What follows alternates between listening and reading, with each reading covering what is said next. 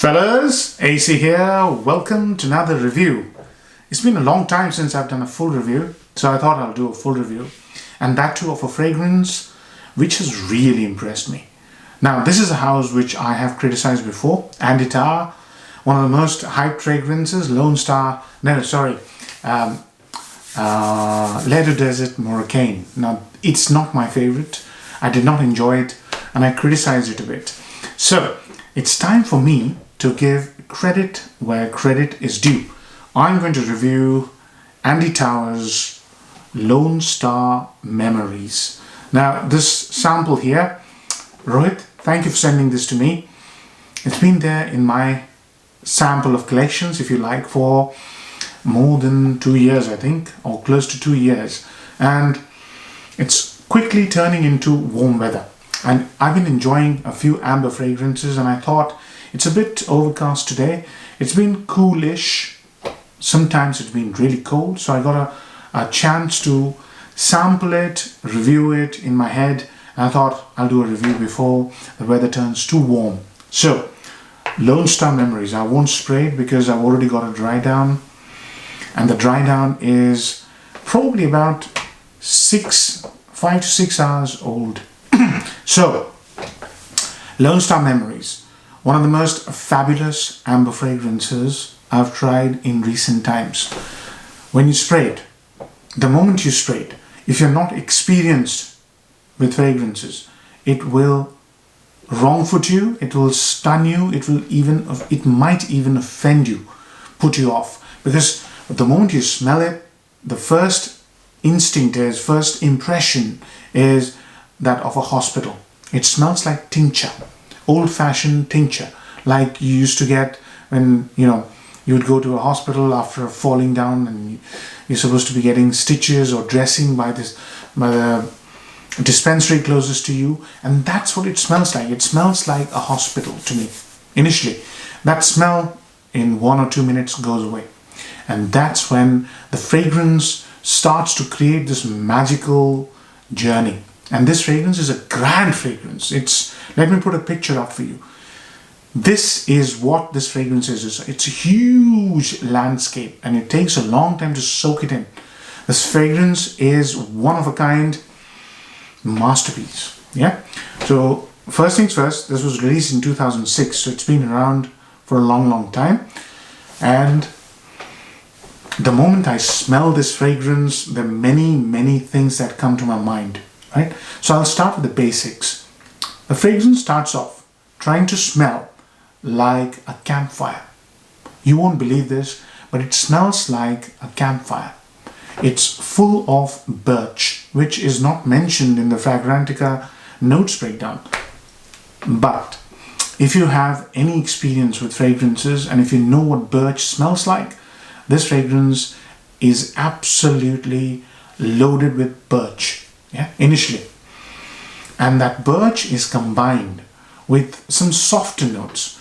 So there's some spices like EDT's work. So there's, I believe, sage, and he's toned it down with a sort of splashing of carrot seed. Carrot seed has a very beautiful gourmandy smell. So there's birch, there is sage, and there is carrot seed, a little gourmand element. Then the fragrance also brings in a note which is not mentioned in the notes breakdown, and that is orange. I get this after about 15-20 minutes. I get this amazing orange mixed with that birchy smell slightly in the background with the spices and this fantastic new leather. It's a wonderful leather mixed with the smell of orange and a floral aspect, little transparent ambery floral. Yeah. Labdanum. Very nice.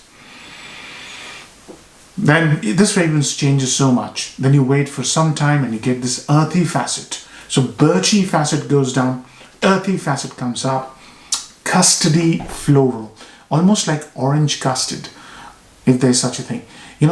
Orange custardy creamy smell with the birchy smell, with the leather smell, with the spices. This fragrance is multi-layered amazingness.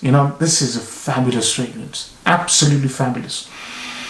When the fragrance goes into late dry down, all those notes are sort of superimposed and compressed and encased in a smell of creamy tonka with earthy vetiver and sandalwood. This is such a beautiful experience. It's just unimaginably nice. And this amazing note of myrrh. The myrrh keeps that gourmand element alive as well. Yeah. So this campfire, along with the smell of food, leather, and earthy floralness, this fragrance is such a brilliant piece of work. It's been a long time since I have come across a fragrance which has completely taken over all my olfactive senses and said, this is what an amber fragrance should be like. But is this an amber fragrance? You can't say this is an amber fragrance, because there's equal dimension of birch. This could be an ode to birch. This could be an ode to floral leather. This can be an ode to, I don't know, some sort of a weird gourmand amber leather fragrance. I don't know if there's a category like that. So there's so many things, you just can't pinpoint and say this is a leather fragrance, this is an amber fragrance. I couldn't do it. I can't do it. But an experience. I would say, why bother ourselves with such things, This is an experience. If you crave a niche quality experience, this is it. This is amazing, right? So pros and cons. Number one pro, the fragrance is a masterpiece in the true sense of the word. I explained you the fragrance in great detail. It contains many more facets depending on the weather, your mood. Those facets come out or leave, But this is a masterpiece. This is what a masterpiece should be. This is how a masterpiece is created. And that too from a person that I don't sort of agree with his work too much. I've criticized him a lot in the past. But this is a fragrance which really, sort of appealed to me. It really reached me, touched my heart, I should say. Amazing fragrance, right? So number one is that if you're looking for an amazing niche fragrance, this fragrance can be an answer.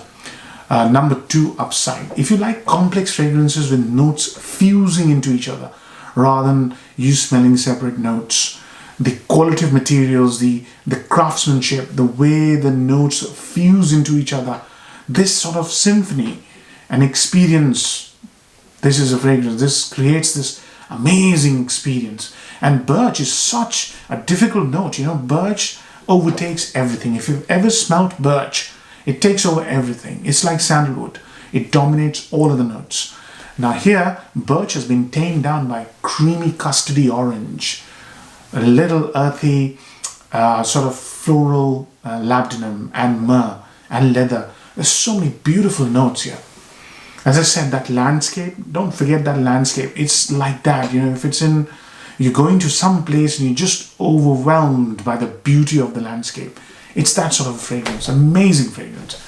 So, those are two upsides. It's for the real connoisseur, this fragrance. Downsides, this fragrance is not for novices or people who only have smelled designer fragrances or niche fragrances, which are more like designers. So if you're into Dior Privé line, that sort of, I'm not beating them down because I like those lines. But if you're not into complex, multi-layered, challenging fragrances, you will not be impressed by this fragrance. It can even put you off, right? And then is the price point. I think 50 ml is available on the market for 150-ish, if I'm not wrong. Antitar is based in Switzerland. Swiss francs are more expensive than British pounds. Yeah. So this is an expensive fragrance. So value for money could be very less based on where you will be able to wear it. So those are two downsides, if you like. So let's talk about other aspects. Seasons.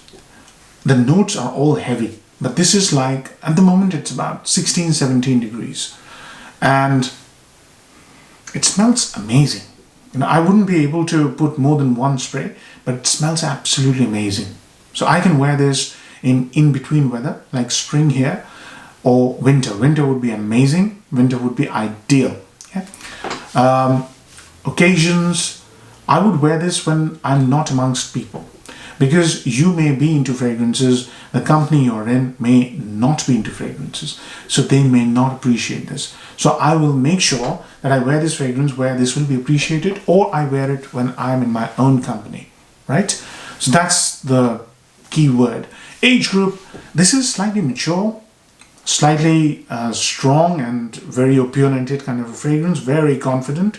So if you're in the 30 plus age group, extremely confident of yourself and very sure about yourself, that's the right personality and the age group. Age group could be less as well. You have to be really sure about what you're doing.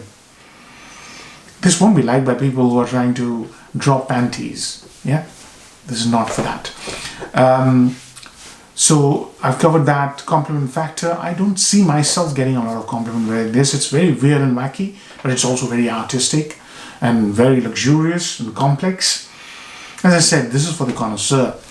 I think I've covered all aspects, haven't I? Age groups, occasions, seasons, performance. Big thing, right? This is a monster. Absolute monster. See, I've got this little decant. It must have been about 1 ml. I've worn it about 6 or 7 times and still got 1 ml remaining, or half ml, I don't know. So I've never worn more than 1 tiny spritz from this little decant. It has ginormous projection, extremely thick sillage, very, very strong, and longevity of more than 24 hours on my skin. This is an absolute beast of a fragrance, yeah? So you will never have any issues when it comes to performance. And the other thing is, it's so natural smelling. In spite of the amber molecule that he has used, or is of slightly synthetic quality, it's still very natural smelling, very satisfying experience, really good. So, marks out of 10, I've already said this in the title, 10 out of 10. This is a perfect 10 oriental leathery amber fragrance for me. Absolutely amazing. I hope you enjoy watching this review. Take care. Bye-bye.